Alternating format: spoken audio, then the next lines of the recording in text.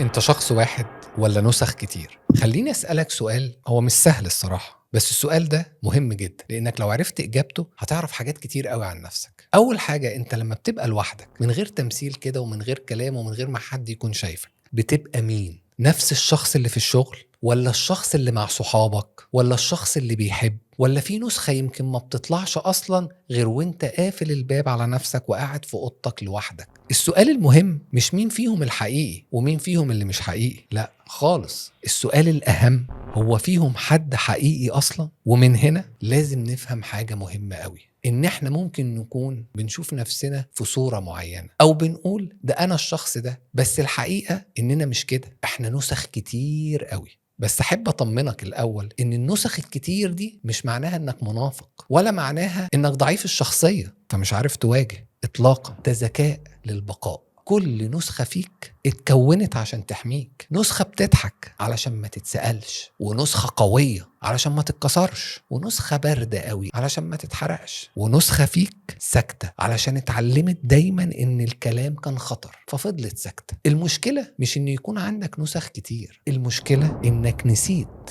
مين فيهم انت. من هنا هنفتكر لحظة مهمة، اول مرة لبست قناع شخصية. اول نسخة ما اتعملتش بوعي، اتعملت وانت صغير، في لحظة حسيت فيها إنك مش مقبول زي ما أنت، إن في حاجة غلط. يمكن في مرة ضحكت فضحكوا عليك، يمكن في مرة عملت حاجة تريقوا عليك، يمكن في مرة دمعة غصب عنك نزلت اتقابلت ببرود وغضب واتعاقبت عليها، فعقلك فهمك ده كده تمام قوي. ومن هنا أنا ما ينفعش أكون أنا لازم أكون نسخة تانية مني. بقى اللي ينفع هنا ومن اليوم ده كان نسخة جديدة. وعشان كده هنتعلم إن كل زمن وكل وقت بيعدي وكل مكان بنشوفه هيطلع مننا نسخة جديدة عشان تواكب، عشان نعرف نستمر. عشان كده بنسميها ذكاء البقاء. فبنتبدل تلقائي لو خدنا بالنا من نفسنا وشوفنا احنا ازاي بنفكر، او قلنا تعالوا بينا يلا نشوف طريقة جديدة نتعلم بيها ازاي نواكب، هنشوف ان انت ما بتفكرش قبل ما تتغير. لا، ده التغيير بيجي تلقائي زي زرار كده بيتداس عليه من غير ما تحس. قدام مديرك مثلا نسخة محسوبة بالملي، كلامك كله محسوب وموزون. قدام أهلك نسخة مطيعة، أو نسخة دايما بتدافع عن نفسها، أو نسخة عنيدة عشان توصل للي هي عايزاه. طب قدام اللي بتحبه نسخة خايفة، ويمكن تكون خايفة من حاجات كتير منهم الفقد مثلا، أو نسخة زيادة عن اللزوم، يعني بتعمل فيها الحاجة بزيادة عن اللزوم. انت بقى مش بتختار النسخة، الموقف هو اللي بيختار النسخة بتاعته. في حاجة مهمة قوي بتأثر على النسخ في الزمن ده، هي السوشيال ميديا. فخلينا كده نشوف تأثير السوشيال ميديا على الفيرجنز الكتير بتاعتنا. زمان كنا بنتبدل في شخصياتنا، نسخة أو نسختين أو 3 نسخ في اليوم. في نسخة حاطينها للشغل، ونسخة حاطينها للبيت، ونسخة حاطينها عشان نتعامل بيها مع الناس. دلوقتي لا، الموضوع اختلف تماما. انت عندك ملايين النسخ، ملايين النسخ. انت بتبدل وانت فتح الموبايل اصلا. فقعدة الموبايل انت ممكن تجيب 6-7 نسخ، 10 نسخ، 20 نسخة. في كل ستوري في نسخة، في كل كومنت في نسخة، وبتحط نسخة عشان ترد بيها على الرسائل، ونسخة عشان تشوف مين شافك بيها، ونسخة تحط بيها بوست على الفيسبوك، ونسخة تشوف انت محتاج تعرف ايه، ونسخة تشوف انت محتاج الناس تشوفك ازاي، ونسخة تقول انا يا ريتني ما كنتش كده، انا كنت كده. عشان بتشوف افضل 5% من حياة كل واحد على السوشيال ميديا. حتى السكوت في الزمن ده بقى نسخة. قبل ما تنزل بوست انت بيبقى عندك نسخة بتسألك اقول ايه، وبتسأل نفسك طب اظهر ازاي. قبل ما ترد بصراحة انت ما بتفكرش في الحقيقة، انت بتفكر في الانطباع اللي هيتاخد عنك. السوشيال ميديا بصراحة ما خلقتش النسخ، هي بس خلت كل نسخة تطلب دور معين،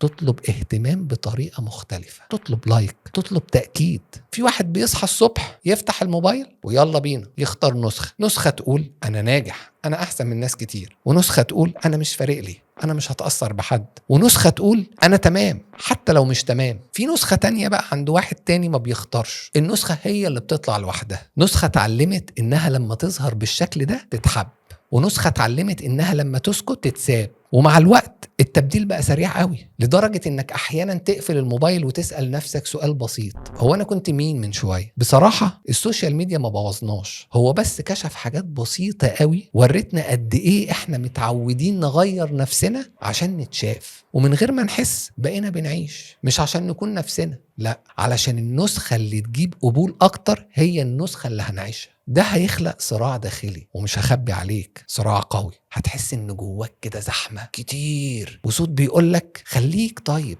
وصوت بيقولك دافع عن نفسك، وصوت بيقولك اهدى واحدة واحدة، وصوت هيقولك اهرب. وكل دي نسخ مختلفة بتتخانق على مين فيهم ياخد الدركسيون وهو اللي يسوق. اكتر سؤال ممكن يوقفك: امتى اخر مرة حسيت انك على طبيعتك؟ يمكن في حتة كده ما بتتوصفش، بس هي دي طبيعتك. امتى اخر مرة حسيت انك على طبيعتك؟ ومين كان موجود ساعتها؟ الاجابة مش مهمة، المهم انك تكون حاسس ان الفترة دي هي اللي كنت فيها على طبيعتك، وانك توصل للاحساس وللشخصية اللي بتحس فيها انك على طبيعتك.